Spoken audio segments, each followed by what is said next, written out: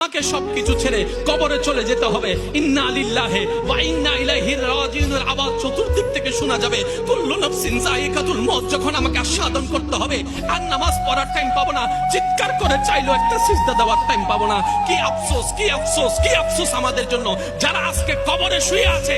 তারা রবের কাছে ফরিয়াদ করছে, মাওলা একটা সুযোগ দাও, দুনিয়াতে গিয়ে একটা নামাজ পড়ে আসি, একটা সিজদা দিয়ে আসি। কবরবাসী চিৎকার করে রবকে বলে, মাওলা ভুল করেছি, ভুল করেছি, ভুল করেছি, একটা সুযোগ দাও।